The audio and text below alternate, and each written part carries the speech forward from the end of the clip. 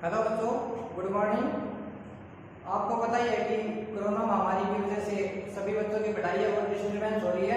इसी कारण हमने स्कूल की तरफ से फैसला लिया है कि हम ऑनलाइन क्लास लगाकर आपकी पढ़ाई में किसी प्रकार की कोई प्रॉब्लम न आए, इसलिए हमने ऑनलाइन क्लासों की सुविधा की है, जिससे आप घर बैठे स्टडी कर सकते हैं और अपने आने वाली क्लासों में सहायता प्राप्त कर सकते हैं।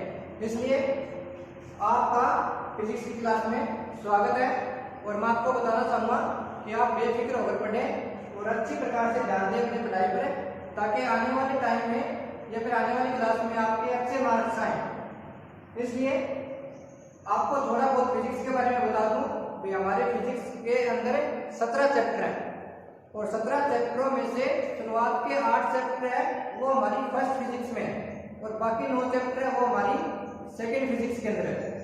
तो शुरुआत की जो 8 चैप्टर है उनमें से जो प्रथम 5 चैप्टर है वो पूरी तरह से मैथमेटिकली प्रोसेस को डोमिनेट है और उसके बाद 2-3 चैप्टर ऐसे हैं जो मैथमेटिकली एंड थ्योरेटिकल प्रोसेस पर चलते हैं, लेकिन सेकंड फिजिक्स है वो completely dominate to mathematical process.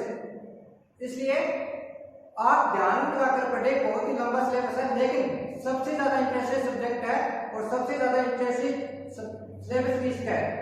अतः आज हम फिजिक्स के फर्स्ट चैप्टर के बारे में थोड़ी सी चर्चा करेंगे, जिसका नाम है विद्युत क्षेत्र, इलेक्ट्रिक फील्ड। अतः बच्चों, आपको फर्स्ट चैप्टर के बारे में थोड़ा बहुत बताते हैं और आज इस क्लास में आपको थोड़ा डीपली बताते हैं ताकि आने वाली क्लासों में आपकी कोई दिक्कत ना आए। फर्स्ट चैप्टर है हमारा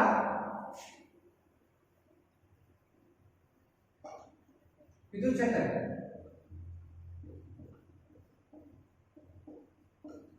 फर्स्ट चैप्टर हमारा विद्युत क्षेत्र, इलेक्ट्रिक फील्ड। देखो बच्चों, अगर आज हम विद्युत क्षेत्र के बारे में चर्चा करेंगे तो आपको बहुत ही कम समझ में आएगा, क्योंकि आपको आज ये नहीं पता है कि विद्युत क्षेत्र किससे बनता है और जिनसे बनता है वो क्या चीज है। मैं आपको थोड़ा बहुत बता दूं, विद्युत क्षेत्र है वो आवेशों से बनता है, आवेशों से बनता है। इसलिए हमें सर्वप्रथम यह ज्ञान होना चाहिए कि आवेश क्या चीज है। अतः आवेशों के बारे में आज थोड़ी सी डीपली जाकर पढ़ेंगे कि आवेश है वो 2 प्रकार के होते हैं, एक तो पॉजिटिव और एक है नेगेटिव। लेकिन आज आप पढ़ेंगे कि कैसे नेगेटिव और पॉजिटिव है, इसके बारे में अलग अलग वैज्ञानिकों ने अपनी राय रखी और अलग अलग तरीकों से इसे बताया गया। तो इसके लिए सर्वप्रथम फर्स्ट चैप्टर की एक डेफिनेशन आती है 2 लाइनों की, वो हम पढ़ते हैं और आसान सी डेफिनेशन है। उसके पश्चात हम आवेश के बारे में चर्चा करेंगे। तो फर्स्ट है इलेक्ट्रोस्टैटिक्स। इलेक्ट्रोस्टैटिक्स से स्थिर वैद्युतिकी। इसकी डेफिनेशन अगर हम लिखना चाहें तो ये ऐसे लिख सकते हैं,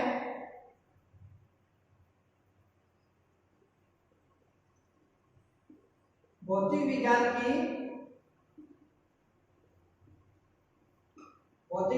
की वह शाखा जिसके अंतर्गत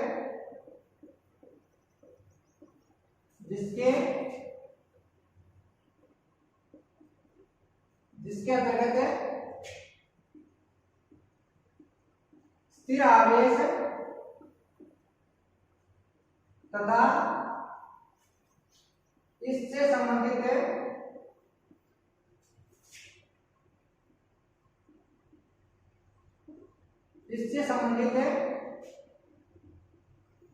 सभी भौतिक घटनाओं का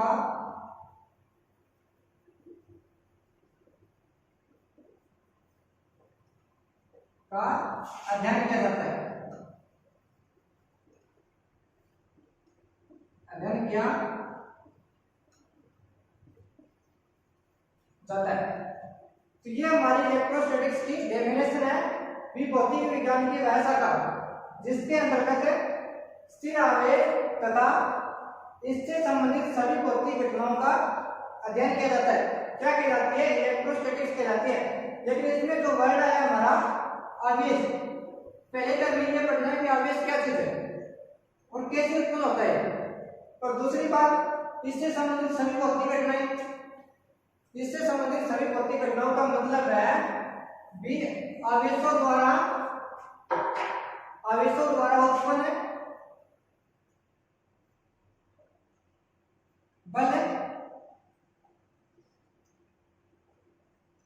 आवेशों द्वारा उत्पन्न बल है, इनके द्वारा उत्पन्न विद्युत क्षेत्र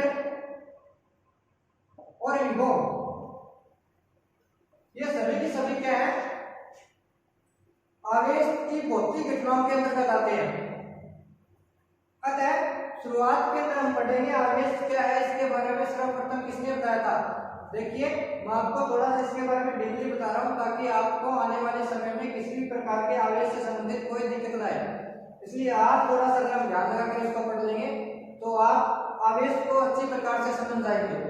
इसके लिए शुरुआत के अंदर मैं आपको बताना चाहूंगा कि एक यूनानी वैज्ञानिक था जिसका नाम था थेल्स नामक वैज्ञानिक था।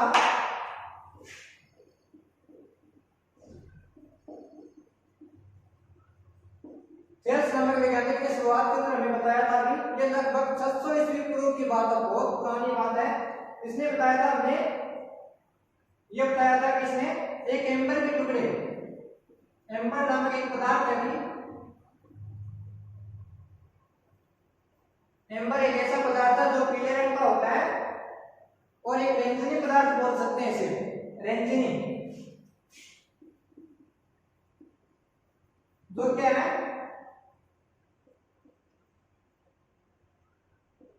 जो बाल्टिक सागर,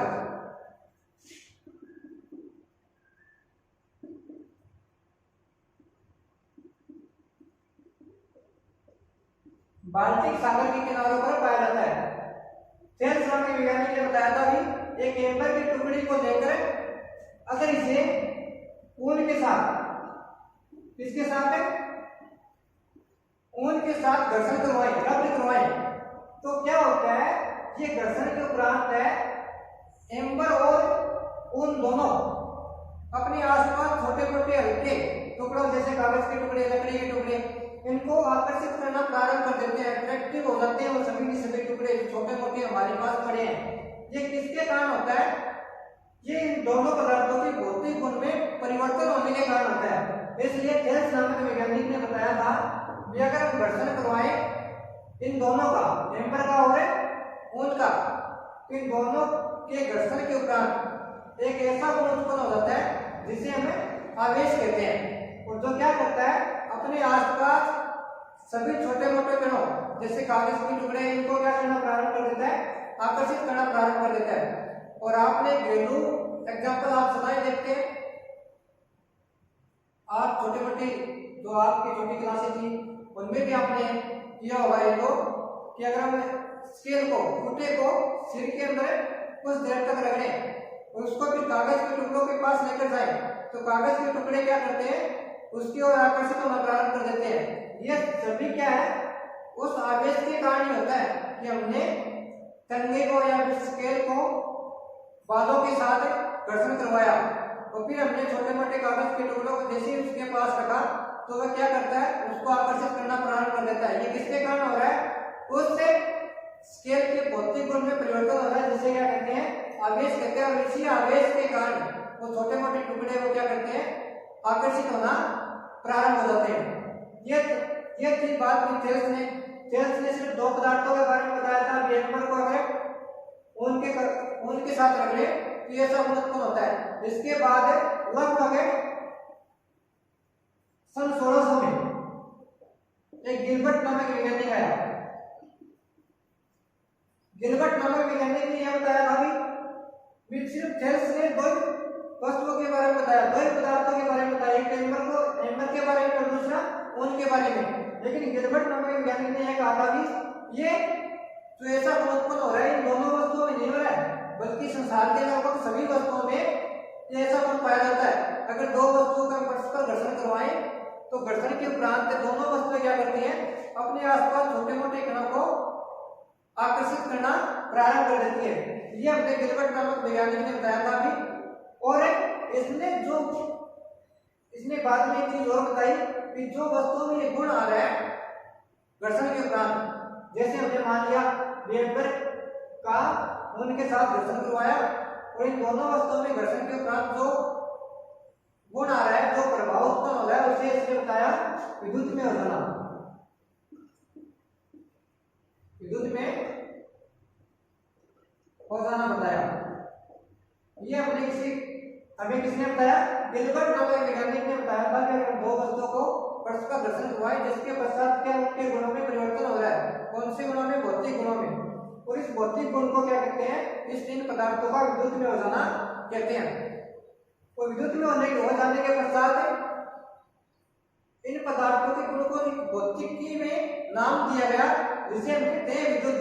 और ये विद्युत नाम है किसने दिया, इसके बारे में मैं आपको बताता हूं। इसका नामकरण है सर थॉमस ब्राउन ने। सर थॉमस ब्राउन ने सन 1646 के अंदर क्या था, इन दोनों पदार्थों के घर्षण के उपरांत इन दोनों पदार्थों के अंदर जो गुण आ रहा है उसे इसने क्या क्या कहा भी, विद्युत कहा। और उसके पश्चात अगर हम मॉडर्न फिजिक्स में देखें तो आवेश की एक डेफिनेशन बनती है, वो आपको मैं बताने जा रहा हूं। बहुत ही आसान डेफिनेशन है, लिखते ही आपको याद हो जाएगी। तो जो आवेश की डेफिनेशन है वो आप इस प्रकार लिख सकते हैं,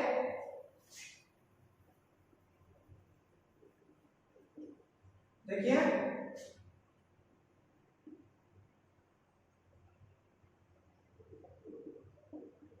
आवेश किसी पदार्थ की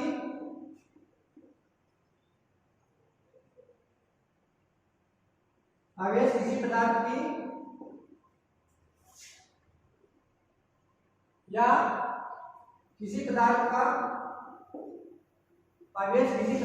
वह भौतिक गुण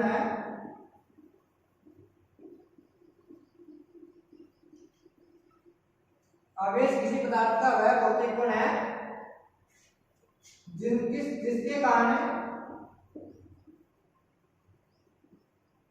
जिसके कारण वह पदार्थ अपना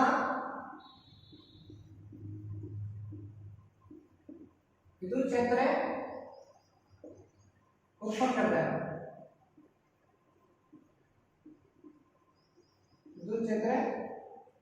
करता है। ये हमारी मॉडर्न फिजिक्स में हम भी आवेश की डेफिनेशन पढ़ते हैं। आसान सी डेफिनेशन है कि आवेश किसी पदार्थ का वह भौतिक गुण है जिसके कारण वह पदार्थ अपना विद्युत क्षेत्र उत्पन्न करता है। ये बात तो थी आवेश के बारे में। आवेश के बारे में मुझे पता चल गया आवेश कैसे कैसे उत्पन्न होता है। लेकिन इसका एक चीज हम जो आजकल पढ़ते हैं कि आवेश दो प्रकार का होता है, ये किसने बताया और कैसे बताया, इसके बारे में चर्चा करते हैं। इसके बारे में हमने बताया, हमें किसने बताया था अभी, इसके बारे में हमें बताया अमेरिकी वैज्ञानिक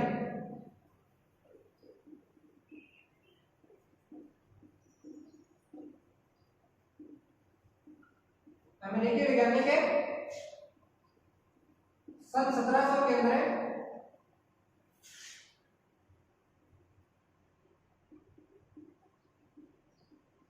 बेंजामिन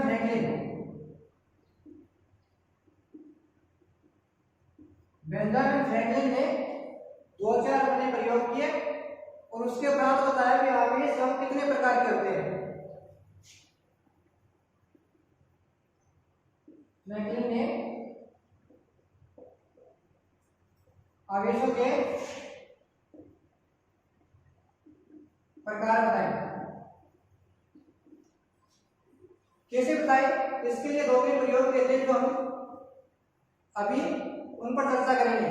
जैसे हमने फर्स्ट प्रयोग पढ़ते हैं इसका, आसान से अभी एक बार पढ़ने के उपरांत ये आपको याद हो जाएगा। फर्स्ट प्रयोग में उसने क्या किया था, कांच की छड़ को रेशम के कपड़े के साथ, कांच की छड़ को रेशम के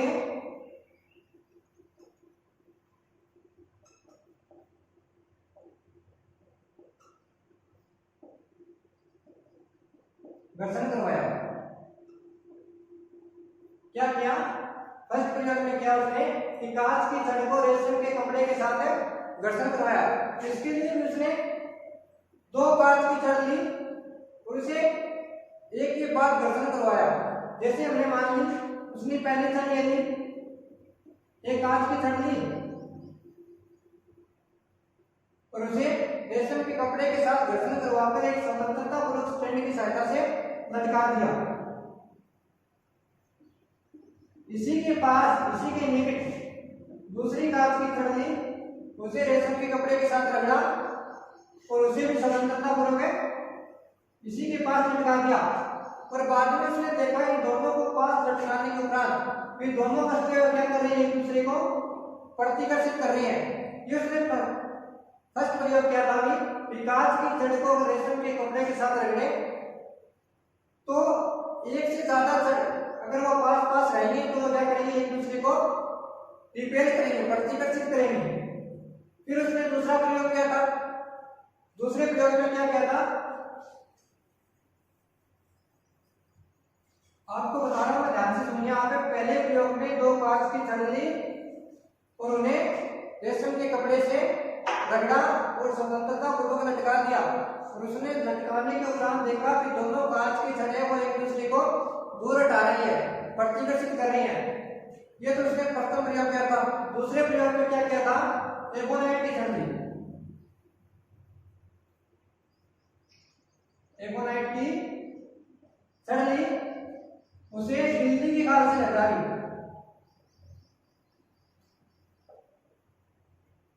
बिजली की खाल से रगड़ा। और उसी प्रकार जैसे पहले कांच की छड़ को लटकाया था,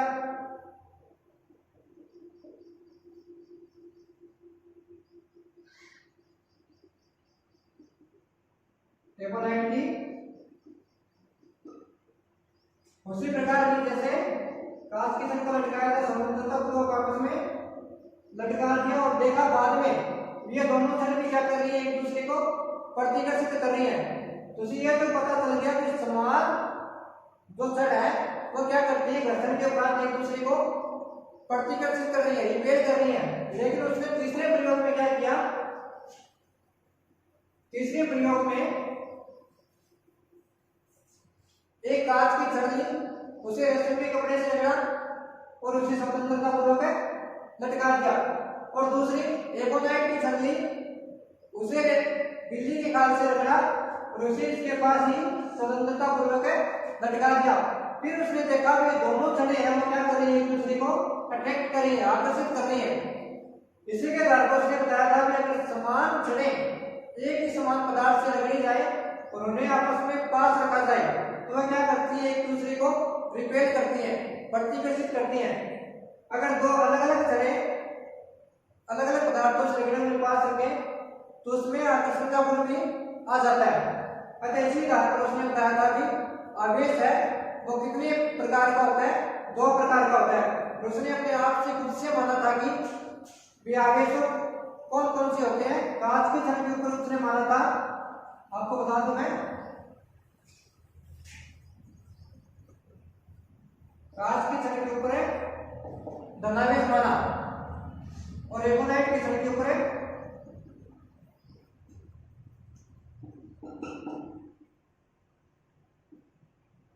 धनावेश माना और एक ऋणावेश माना। तो इससे एक बात स्पष्ट हो रही है कि जो समान प्रकृति के आवेश है, जैसे दो कांच की छड़ों पर पॉजिटिव पॉजिटिव चार्ज आ रहे थे, वो क्या कर रही थी, एक दूसरे को रिपेल कर रही थी, प्रतिकर्षित कर रही थी। लेकिन विपरीत प्रकृति के आवेश जैसे एक धनावेश की छड़ है और एक ऋणावेश की छड़ है, वो क्या करती है, एक दूसरे को आकर्षित करती है। तो इसी के आधार पर उसने बताया था कि सहजातीय आवेश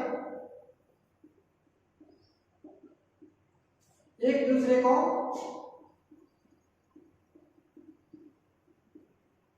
प्रतिकर्षित करते हैं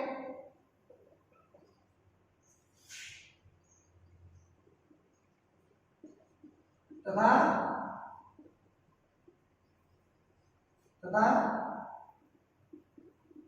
विजातीय आवेश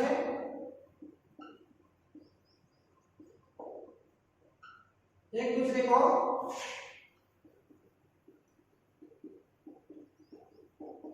आकर्षित करते हैं। देखिए शुरुआत के हमने पढ़ा था कि गैसीय आवेश के बारे में बताया, फिर गिलबर्ट नामक ने अन्य वस्तुओं के बारे में बताया, फिर सर थॉमस ब्राउन ने आवेश के इस गुण को विद्युत नाम दिया। और उसके बाद बेंजामिन फ्रैंकल जो मोस्ट इंपॉर्टेंट टॉपिक है इस चैप्टर का, भी आवेशों के प्रकार किसने बताया था? तो बेंजामिन फ्रैंकलिन ने बताया था अपने ज्योतिष प्रयोग के आधार पर। और उसने खुद से माना था कि कांच की छड़ के ऊपर पॉजिटिव और एमोनाइट की छड़ के ऊपर नेगेटिव, तभी उसे पता चला था कि विद्युत प्रकृति के आवेश है वो एक दूसरे को अट्रैक्ट कर रहे हैं और समान प्रकृति के आवेश एक दूसरे को रिपेल कर रहे हैं। इसी आधार पर उसने आवेशों की प्रकृति के बारे में बताया और कहा कि आवेश दो प्रकार के होते हैं, एक तो धनावेश और दूसरा ऋणावेश। मैं आपको एक सारणी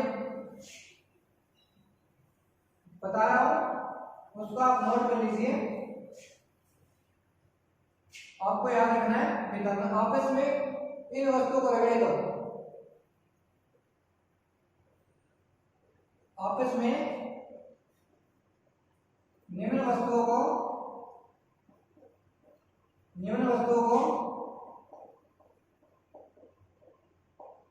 रगड़ने पर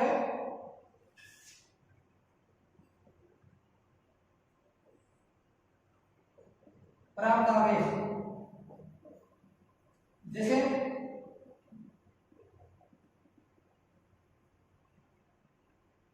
यहां पर हम मानते हैं धनावेश वाली, यहां पर ऋणावेश वाली।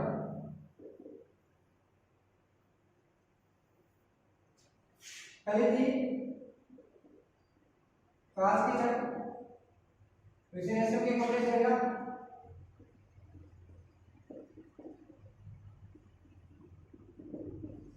तो देखिए कांच की छड़ के ऊपर तो आ रहा है पॉजिटिव चार्ज और रेशम के कपड़े के ऊपर माना इसने नेगेटिव चार्ज। दूसरा अगर हम ले तो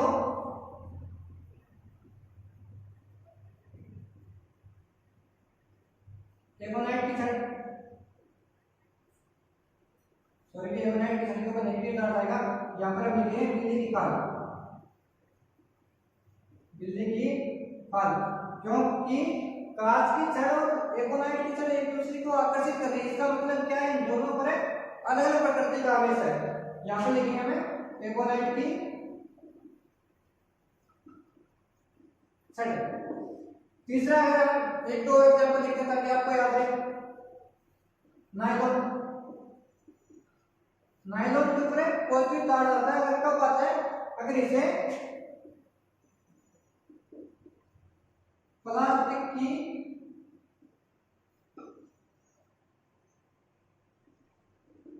छड़ या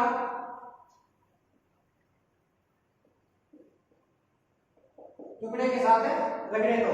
और चौथा भी लिख सकते हैं हमें सूखे बाल,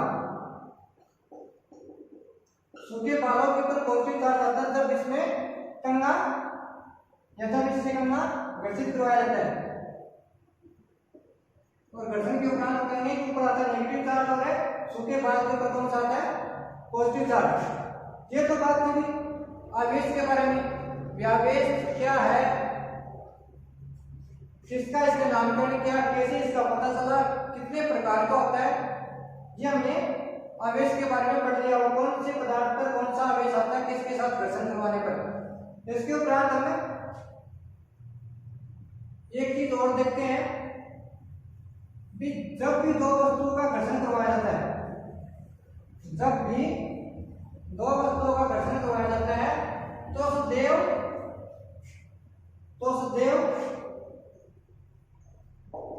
इलेक्ट्रॉन का स्थानांतरण होता है।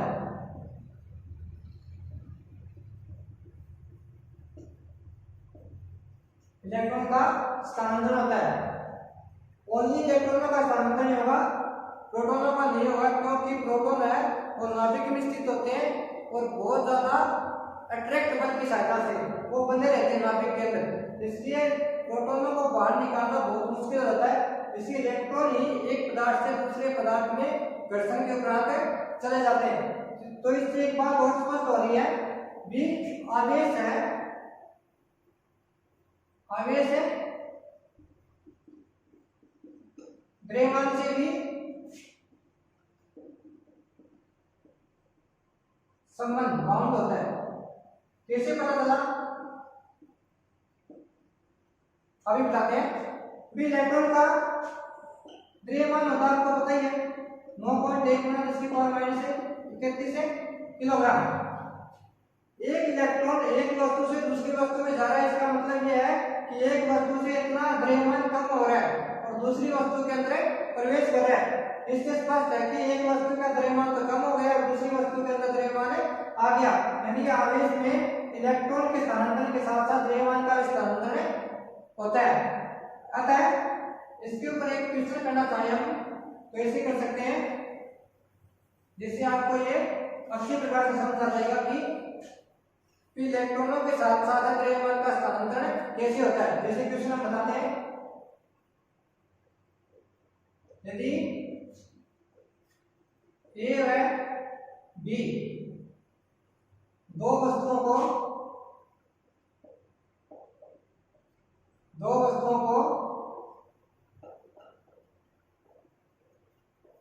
आपस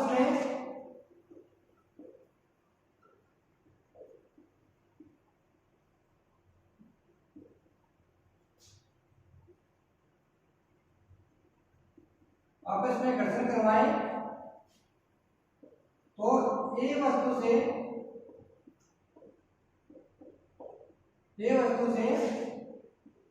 10 इलेक्ट्रॉन बी वस्तु में चले जाते हैं। तो बताइए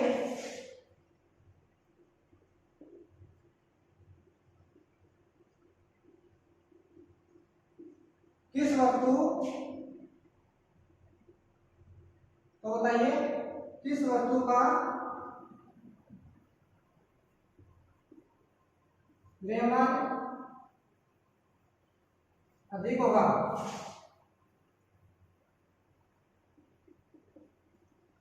तथा उस पर कौन सा आवेश होगा। देखिए हमारा क्वेश्चन क्या है, अगर ए व दो वस्तुएं हमारे पास है जिनको क्या करवाया हमने आपस में घर्षण करवाया, तो ए वस्तु से 10 इलेक्ट्रॉन वो बी वस्तु में जा रहे हैं। तो पूछा है कि किस वस्तु का द्रव्यमान अधिक होगा और कौन सा आवेश होगा, और एक ये भी चीज जोड़ देते हैं तथा कितना द्रव्यमान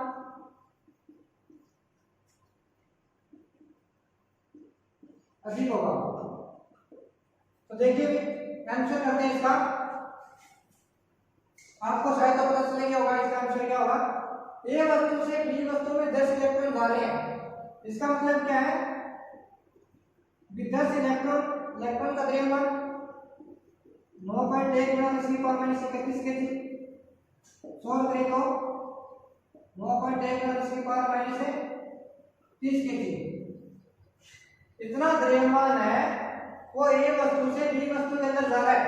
इसका मतलब क्या है, जितना द्रव्यमान है वो बी वस्तु का अधिक हो रहा है।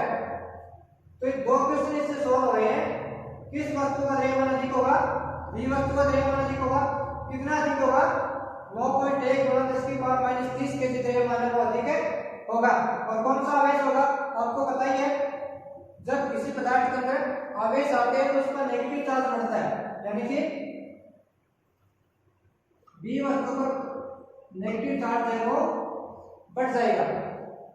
तो ये हमारा क्वेश्चन था। भी आपको हमेशा याद रखने 2-3 बातें ये, अगर जिस वस्तु से इलेक्ट्रॉन निकल रहे हैं, जिस वस्तु से जिस वस्तु से